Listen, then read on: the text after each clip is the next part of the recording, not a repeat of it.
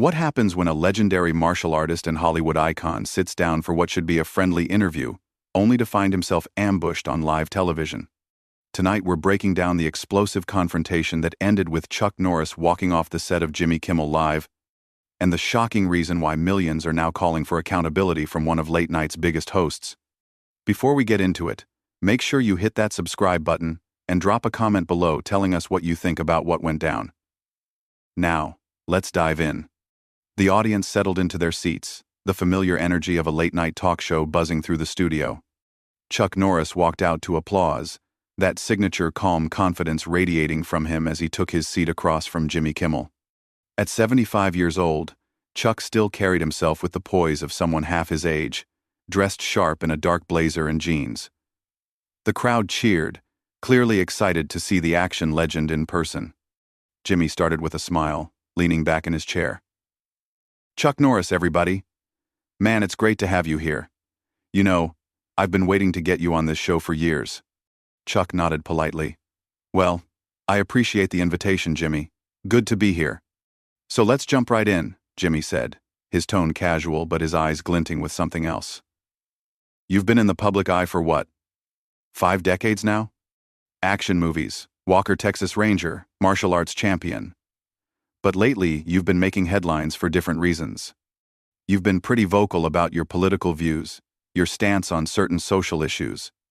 Some people might say, you've become a bit controversial." The audience went quiet, sensing a shift in the atmosphere.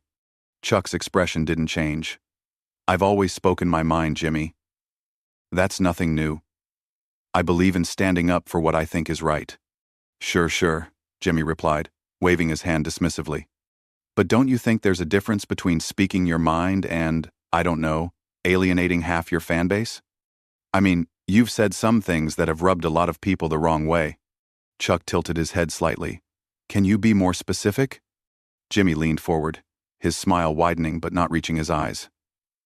"Well, let's talk about your comments on patriotism, on traditional values. You've criticized people who don't share your worldview pretty harshly. Don't you think that's a bit, I don't know, out of touch?" "Out of touch with what?" Chuck asked calmly. "With reality," Jimmy shot back. "With where we are as a society. I mean, Chuck, you grew up in a different era. The world has changed.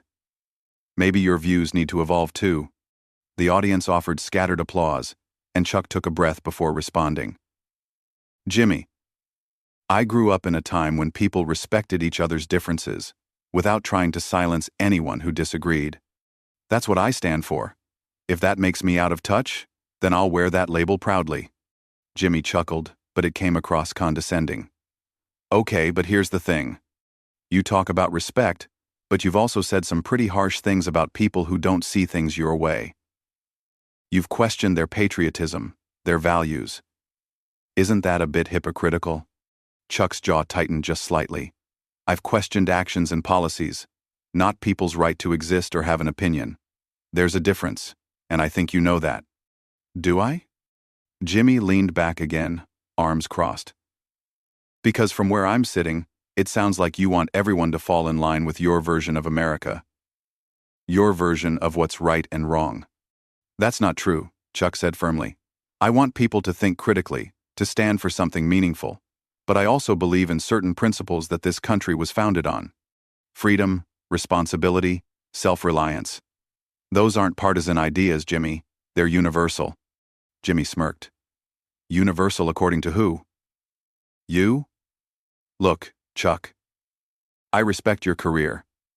You're a legend in action movies, martial arts, all that.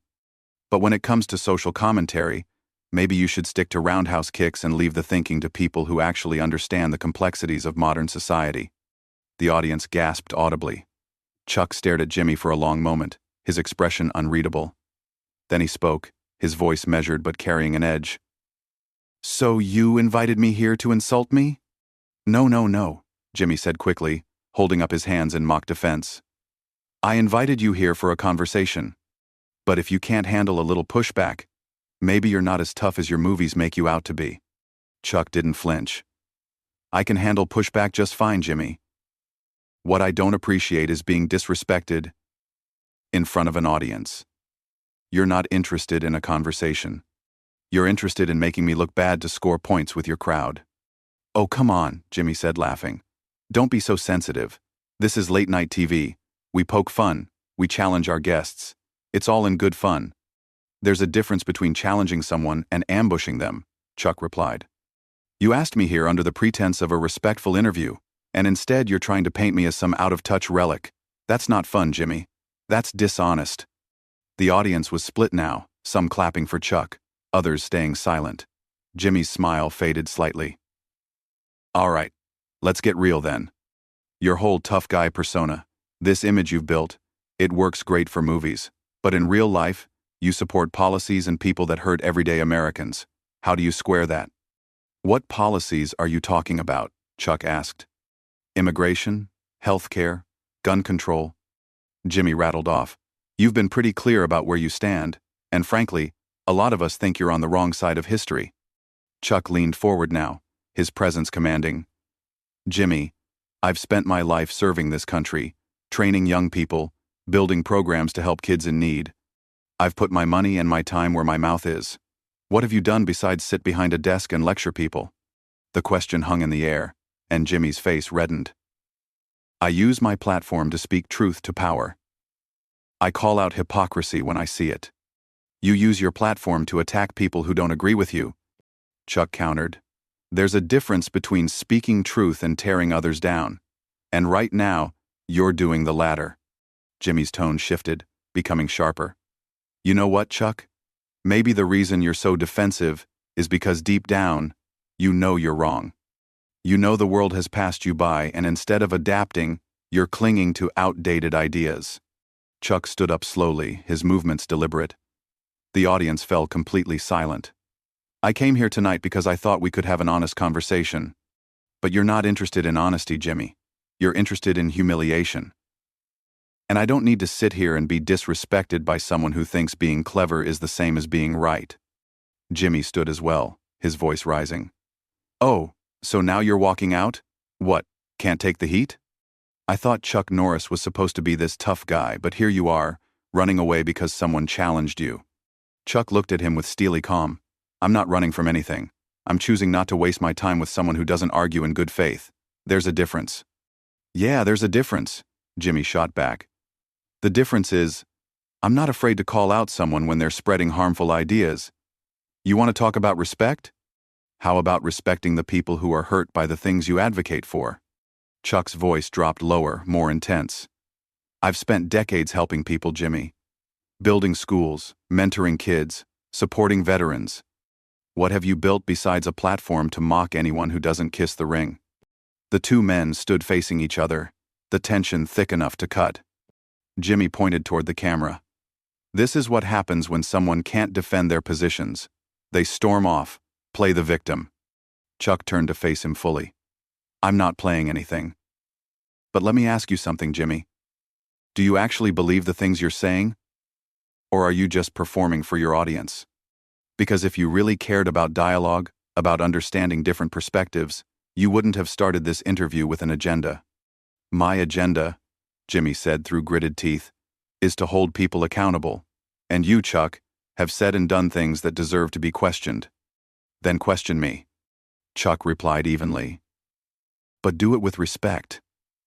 Do it like you actually want an answer, instead of just trying to embarrass me.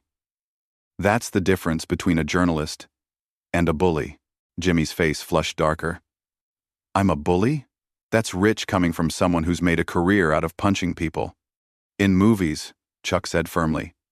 In controlled environments where everyone knows it's not real. You're trying to hurt me right here, right now, in front of millions of people. And you're doing it because you think it'll make you look good. The standoff continued, neither man backing down. Security began moving toward the stage, unsure if they needed to intervene. Jimmy's producer was frantically gesturing from off stage, trying to signal for a commercial break. But Jimmy wasn't done. You want to know why I'm pressing you? Jimmy asked, his voice loud now. Because people like you, with your influence, your platform, you spread ideas that divide us. You make it harder for us to move forward as a country. And someone needs to call that out. Chuck's response was measured, but the intensity in his eyes was unmistakable. You're dividing us right now, Jimmy. This whole interview, this whole setup, it's designed to create conflict, not understanding, not dialogue. Conflict. And you're blaming me for the very thing you're doing. That's convenient, Jimmy sneered. Turn it around on me. Classic deflection. You can't defend your positions, so you attack the person asking the questions. I'm not attacking you, Chuck said quietly. I'm pointing out that you didn't invite me here to learn anything or to have a real conversation. You invited me here to make an example of me. To show your audience that anyone who thinks differently than you is fair game for ridicule. Jimmy threw his hands up. Oh, here we go. The persecution complex. Nobody's persecuting you, Chuck. You're a wealthy, famous, privileged man. You don't get to play the victim card. I'm not playing victim, Chuck replied, his voice steady. I'm calling out dishonesty when I see it. You set a trap, Jimmy. You pretended this would be a respectful interview, and then you ambushed me the moment I sat down. That's not journalism. That's not entertainment. That's just mean-spirited. The audience was fully engaged now, some people standing, others filming on their phones. The energy in the room had shifted from entertainment to genuine confrontation. Jimmy took a step closer to Chuck, his finger pointing. You know what your problem is? Jimmy said, his voice dripping with contempt. You can't accept that the world doesn't revolve around your outdated values anymore. You're stuck in some fantasy version of America that never really existed, and rather than grow and learn, you're doubling down on ignorance. Chuck's eyes narrowed. And your problem, Jimmy, is that you think anyone who disagrees with you must be ignorant. You've surrounded yourself with people who tell you you're right about everything, and now you can't handle when someone pushes back. That's not enlightenment. That's arrogance. Arrogance? Jimmy laughed harshly. I'm arrogant? You literally built a brand around being untouchable. Chuck Norris doesn't cry. Chuck Norris doesn't lose. Your entire identity is based on this inflated sense of superiority. Those are jokes, Chuck said firmly. Internet memes that people created. I never asked for that. But you actively cultivate this image of moral superiority. You sit up here night after night telling people what to think, who to hate, what's acceptable and what's not. And anyone who doesn't fall in line gets this treatment. Jimmy's jaw clenched. I'm trying to make the world better. I'm trying to use my voice for good. What are you doing besides clinging to the past? I'm living my values instead of just talking about them, Chuck answered. I don't need to broadcast every good thing I do. I don't need applause for having the right opinions. I just do what I believe is right and let my actions speak for themselves. How noble, Jimmy said sarcastically. Saint Chuck, everybody. Too pure for the rest of us mortals. You know what I think? I think you can't handle being challenged because you're used to being surrounded by yes men. People who worship you because you played tough guys in movies. But this is the real world, Chuck. And in the real world, your ideas have consequences. Chuck took a deep breath, his composure still intact despite the verbal assault. What consequences are you talking about, specifically? What have I said or done that's caused harm? You support politicians who want to take away people's rights? Jimmy fired back. You promote ideologies that marginalize vulnerable communities. You use your platform to push a narrative that benefits the powerful at the expense of the powerless. That's a lot of accusations with no specifics, Chuck observed. You're speaking in generalities because you don't actually have concrete examples. You just don't like that I don't agree with your political views, so you're dressing it up as moral outrage. Jimmy's face was red now, his voice rising even higher. I don't need to list every single thing. Your record speaks for itself. Everyone watching knows exactly what I'm talking about. You're on the wrong side of every major issue facing this country. According to you, Chuck said calmly, according to your worldview. But there are millions of people who see things differently, and they're not all ignorant or hateful. They're regular people trying to live their lives according to their values. And you sitting here telling them they're wrong, that they need to think like you, that's not progress, Jimmy. That's authoritarianism dressed up as compassion. The audience erupted, some cheering for Chuck, others booing. Jimmy had to raise his voice to be heard over the noise. Don't you dare compare me to an authoritarian. I'm fighting for equality, for justice, for human rights. You're fighting to maintain systems of oppression. What systems? Chuck challenged. Be specific. Tell me exactly what systems of oppression I'm supporting. Jimmy sputtered for a moment, caught off guard by the direct question. The entire structure of inequality in this country. Economic disparity, racial injustice, gender discrimination. All of it. And you think I support those things? Chuck asked, his voice cutting through the chaos. You think I want people to suffer? I grew up poor, Jimmy. I know what struggle looks like. I've dedicated my life to helping young people overcome obstacles. But I also believe in personal responsibility. In earning what you achieve, in not making excuses. Those aren't hateful beliefs. I think things.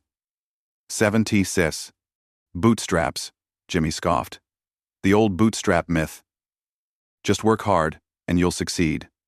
Completely ignoring systemic barriers, inherited wealth, privilege of every kind.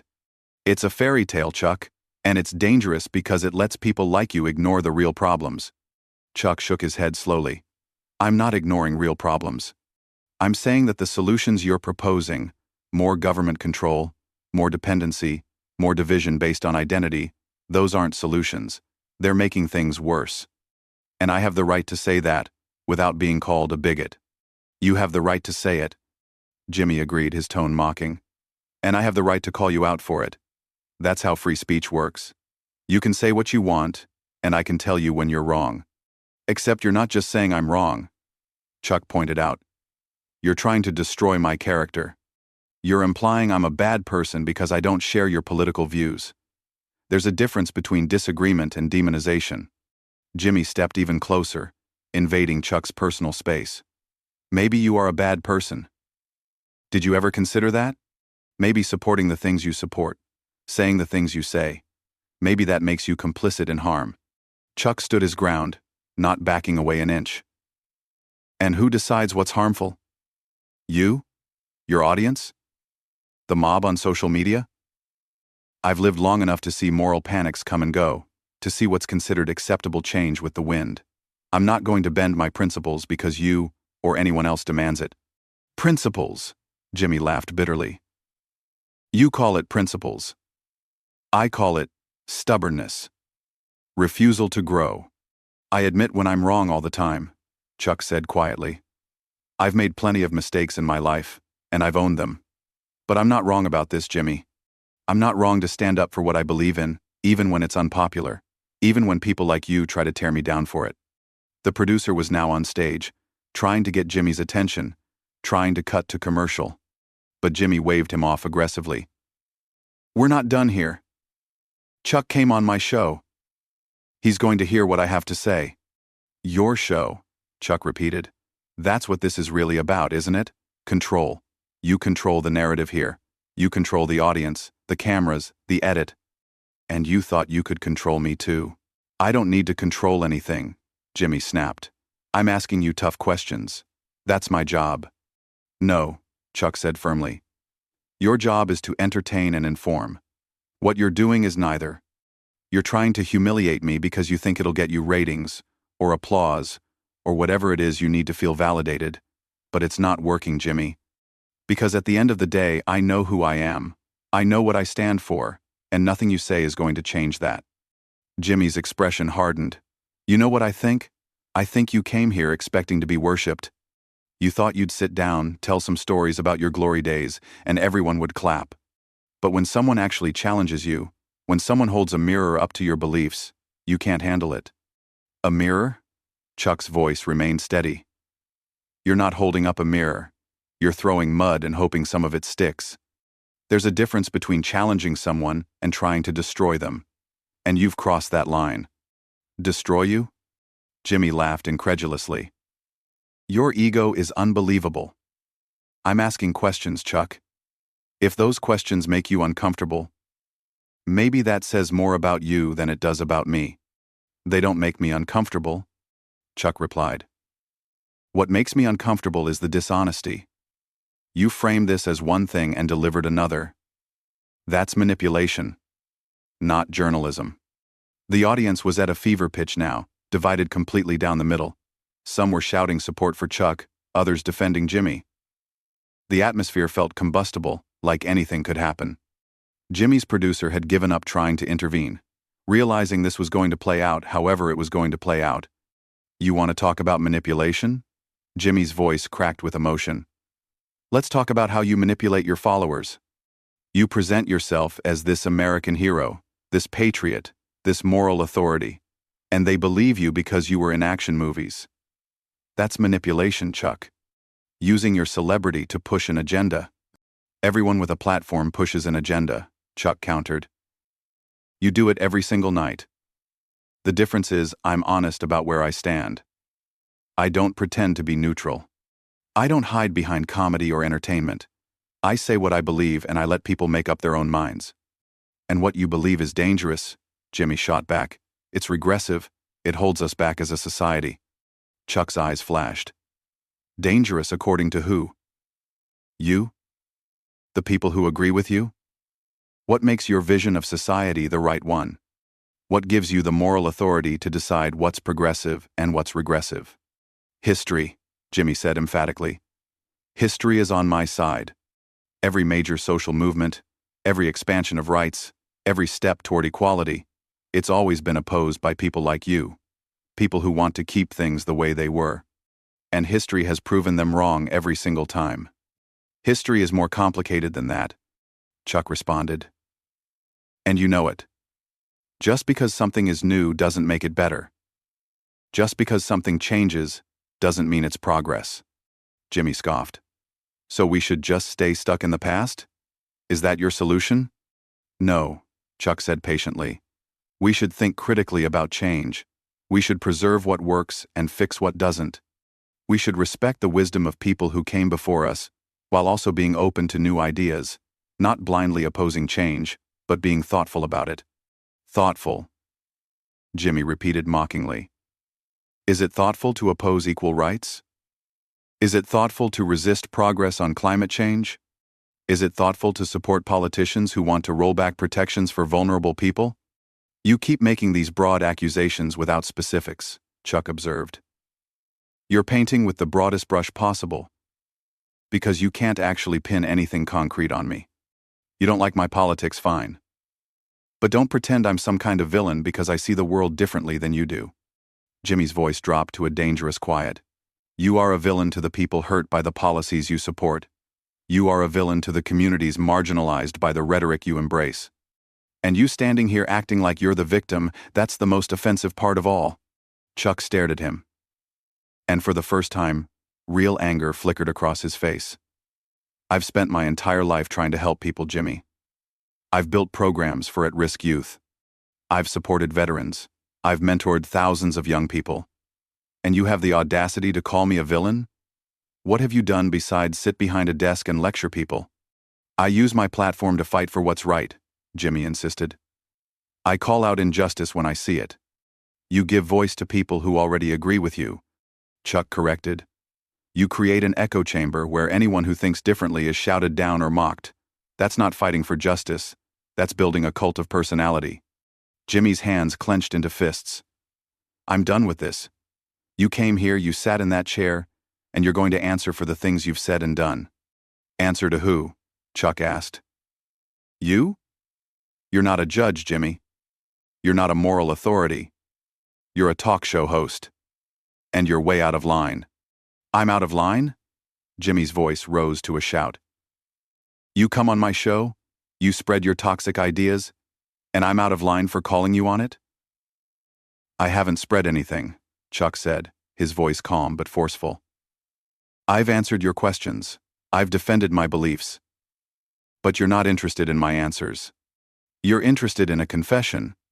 You want me to admit I'm wrong, to apologize for thinking differently than you. And that's never going to happen. The security team was now positioned at the edge of the stage, ready to step in if things turned physical. The audience had gone from excited to genuinely concerned. This wasn't entertainment anymore. This was real conflict, raw and unfiltered. You're unbelievable, Jimmy said, shaking his head. You really think you're the good guy here, don't you? You really think standing firm in your ignorance is some kind of virtue? And you really think attacking someone for their beliefs is progressive? Chuck countered. You think tearing people down makes you enlightened? You're everything you claim to hate, Jimmy. You're intolerant, you're close-minded, and you're using your power to punish anyone who doesn't fall in line. Jimmy stepped forward again, his face inches from Chuck's. Get off my stage. Chuck didn't move. I'm already leaving. But I'm doing it on my terms, not yours. No, Jimmy said through clenched teeth. You're doing it because you can't handle the truth. You're doing it because when someone finally stands up to you, you fold. You're not tough, Chuck. You're a coward hiding behind a tough guy image. Chuck's voice dropped to barely above a whisper, but it carried through the entire studio. I've faced down people a lot more intimidating than you, Jimmy. I've been tested in ways you can't imagine, and I've never backed down from a real fight. But this isn't a fight. This is a circus, and I'm not going to be your clown. He turned to walk off stage, and Jimmy grabbed his arm. We're not finished. Chuck looked down at Jimmy's hand on his arm, then back up at Jimmy's face. Yes, we are. Take your hand off me. For a moment, the entire studio held its breath. The two men stood locked in that position, Jimmy's hand still gripping Chuck's arm, Chuck's eyes boring into Jimmy's. Then slowly, deliberately, Chuck removed Jimmy's hand. Don't ever put your hands on me again, Chuck said quietly. Jimmy stumbled back, more from shock than force. You're threatening me? On my own show? I'm not threatening anyone, Chuck replied. I'm setting a boundary, and if you had any respect for boundaries, we wouldn't be in this situation. He walked toward the edge of the stage, and Jimmy followed, still shouting. Run away, Chuck! Show everyone what you really are. A fraud! A fake! All talk and no substance. Chuck stopped at the stage edge and turned back one final time. His voice was clear and strong. I'm not running from anything. I'm walking away from toxicity, from dishonesty, from someone who cares more about being right than being decent. You wanted to make a point tonight, Jimmy. Congratulations. You made one. You showed everyone exactly who you are. With that, Chuck Norris walked off the stage to a mixture of applause and boos. Jimmy stood there, chest heaving, face red, pointing after him. Don't come back. You hear me? Don't ever come back to this show. The cameras kept rolling as Chuck disappeared backstage, never looking back. Jimmy turned to the camera, trying to regain his composure but failing. Well, there you have it, folks. Chuck Norris, everyone. We'll be right back. So what do you think about what happened tonight? Was Chuck right to walk off? Or was Jimmy just doing his job? Drop your thoughts in the comments below, and make sure to subscribe because we're going to be following this story as it develops. What do you think the fallout from this will be?